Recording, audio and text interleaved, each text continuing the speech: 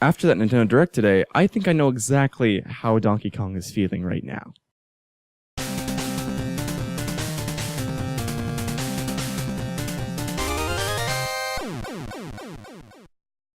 Hey guys, this is Brevin from Experience Boost, and with Smash Ultimate on the horizon, it was only a matter of time before Sakurai started showing off the big guns.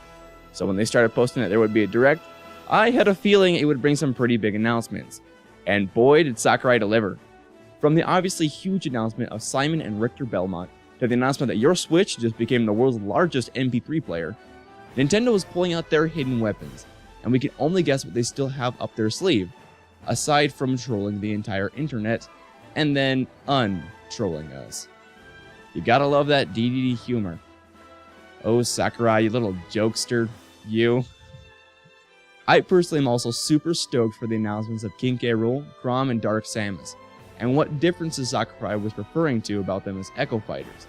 After some things that were shown today, we have a basis to make some pretty educated guesses about what may lie in the future. Starting with the announcement of the new characters, we can't really say that they're a surprise. All 5 of these characters have been highly requested, but that does not detract at all from our excitement to see them in action. Quite honestly, I am not very familiar with the Castlevania franchise. Yes, I know what it is, and yes, I have seen others play certain installments in the series, but I myself never have. That being said, I'm really excited to be able to learn how to wreak havoc with these guys. They look awesome, and I might become more interested in playing some of the Castlevania games. That's what happened when Pit appeared in Brawl, that's what happened when Shulk appeared in Smash for Wii U and 3DS, and that's what happened when Marth and Roy appeared in Melee. And speaking of Marth and Roy and Fire Emblem, Chrom will be a great addition. He will be an Echo Fighter of Roy, and his little statement from the Lucina reveal trailer is finally coming true.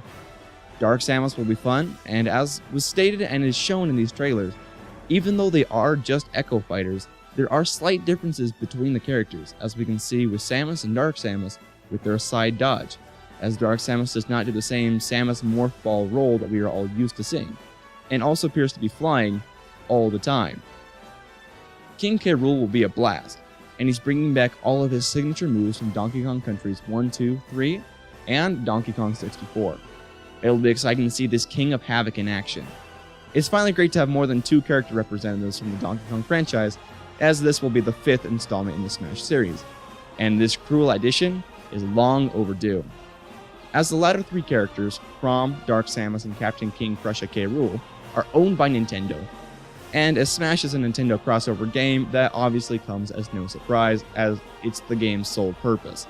However, with Castlevania, Metal Gear, and Konami in the mix once again, it opens the door to all sorts of possibilities.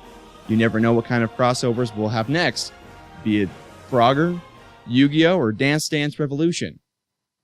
I'm kidding. Some more likely candidates would be Tekken, King of Fighters, or even the Rabbids. However, it's not likely that they announce too many more new characters, as Sakurai himself said that there wouldn't be as many new fighters this time around. He could be messing with us, as he often likes to do, or it is possible that this is already the full roster for the game. You can never know with Sakurai. Also, it's important to note the characters that have now been crossed off our possible new fighters list, as they were just announced as assist trophies, which are Zero from Mega Man X, Knuckles from Sonic the Hedgehog, Crystal from Star Fox, Shovel Knight from the series by the same name, Alucard from Castlevania, and even Bomberman and Waluigi, although they were announced a while ago as assist trophies. Don't lose hope though, as all of them would make great new fighters. Maybe they'll have better luck when Super Smash Bros. Ultimate Super Turbo Championship Edition for the Switch U comes out. Some big differences for the stages in Ultimate is that you will now be choosing your stage first, and not your character. While it's just a little difference, it can still change the whole atmosphere of the fight, especially in competitive play.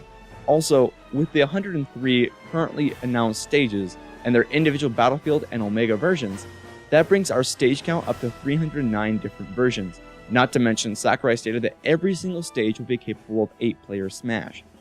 So either their original forms are already the appropriate size for 8-player Smash, or there will be a 4th version of every stage, bringing our stage count up to 412 stages.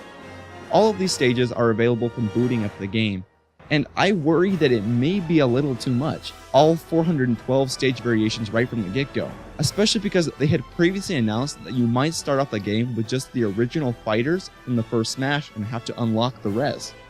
Why give us 8 to 12 fighters and 412 stages?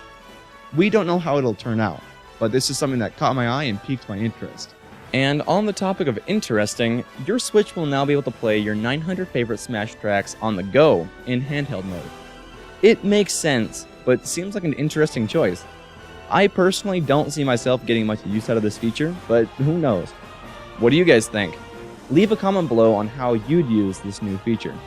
The rule set announcements are interesting. We've already seen a little bit about the sudden death zoom in, but the ones I'm really excited for are Stamina Battle, just to change it up every once in a while, and the chargeable final smashes, especially when new or younger players are joining in. These will really open up gameplay options and keep the matches interesting and engaging, while avoiding the staleness that occasionally can set in. As one who's been known to sit down with a group of friends and play Smash for 4 to 5 hours, these additions will be appreciated. And with all these new modes and Nintendo really switching it up, get it? Switching it up. It is such a relief to see the return of tourney mode and the addition of Smashdown and Squad Strike. These Squad Strike battles are something that I've been dying for since Brawl came out. It'll be a great addition to the game, opening it up to 3-on-3 or 5-on-5 all-star styled gameplay. Sakurai seems to have envisioned it as a way to rotate through not only fighters, but also players during a match, and I can see the applications during casual and competitive gameplay. My only question would be if you could select the same character multiple times, like if I want to be 5 different characters, but my friend only wants to be Pikachu. He always wants to be Pikachu. But that's why we'll be using Smashdown, so that he can only be Pikachu once, and I can have some rest from our dear Electric Mouse friend. Smashdown also has its casual and competitive applications, and seems like a great party mode to have a lot of Smash fanatics over and go through all the characters. These look like some great additions, and I'm really excited to try them out. They even could become my new favorite ways to Smash. The last thing that I want to focus on is this mysterious blurred out green mode on the menu screen. Interestingly enough, on the dashboard on the side of the screen, we see that there are icons for the home screen, connect to other consoles for what we can assume is multiplayer, messages, settings, help, and one more that is also blurred out.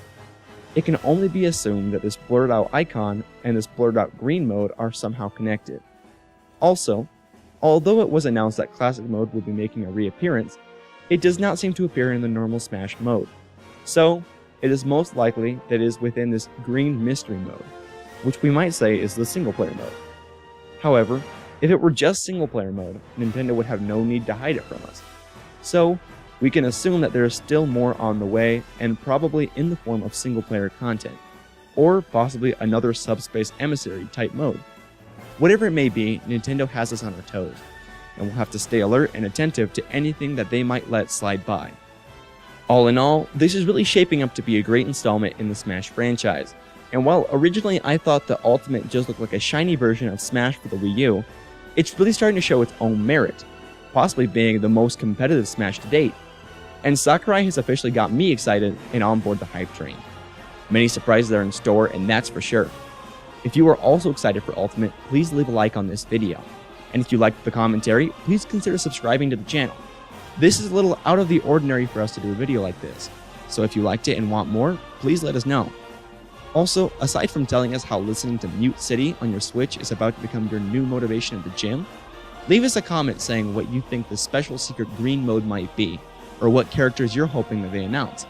With all the crossovers that we have so far, pretty much anything is possible at this point. It's really shaping up to be the ultimate Smash Bros. To date. Thanks for watching, guys. This is Brevin, and see you in the next video.